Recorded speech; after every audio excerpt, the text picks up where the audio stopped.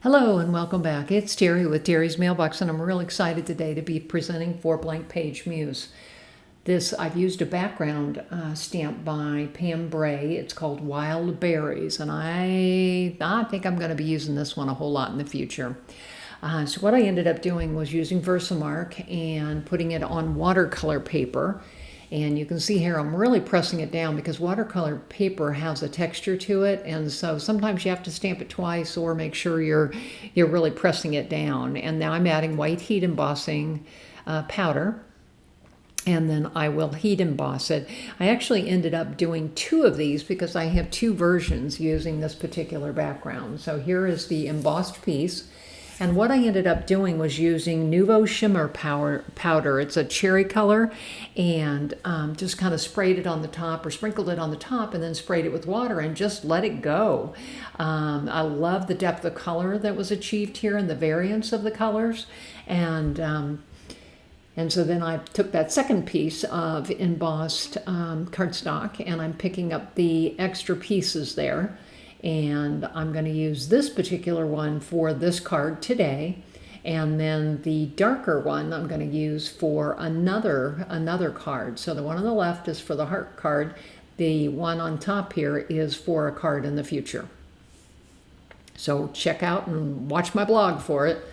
So again, I thought these turned out real pretty. Love the variance of colors. And what I'm going to do is make a shaker card. So I'm kind of showing you some of the doodads that I'm going to use. So I've cut a heart out of the front piece and also a piece of pink foam, and I'm going to use that to pop up the heart, and then I'm going to add the sentiment, which is live, create, and inspire. There on the front. I like inspirational type of sentiments, so I'm going to cut this heat embossable acetate is what it is. So you can see I'm adding the silver embossing powder there. And the acetate looks real cloudy because I've got some of the embossing, or not embossing, but the anti-static powder on there. So I heat embossed it, and then I'll come back and show you here. So there is that part. So then I'm going to center that in the heart on the front, and then we'll start working on the bottom. So again, I took that piece of pink foam and I'm attaching it to the base of the card, and I'm adding more anti-static powder both to that and to the front. And I ended up wiping off a little bit on that front because I was afraid it was going to stay in there. So that's what I'm doing right there.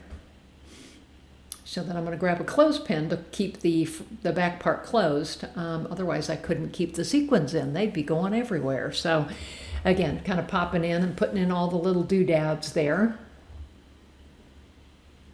And I pulled out those big clear ones because they were very, very thick, and I was afraid it would stop my shaker pieces from shaking. And then I'm adding some silver hearts. Lots of silver hearts here. Thought that went real well with the sentiment. And then the next thing I'm going to do is attach that heart front on the very front of the card. And you see I'm holding it down so it doesn't catapult my sequins out of there. So once I've got it lined up, I'm just going to push down on it. And there is my fun shaker card. So here's the photo again. I thought it turned out really bright and cheerful and fun. Again, this is Terry with Terry's Mailbox, posting for Blank Page Muse. Love to have you follow or subscribe to my YouTube, Blogger, Instagram, Facebook, all under Terry's Mailbox. Have a great day.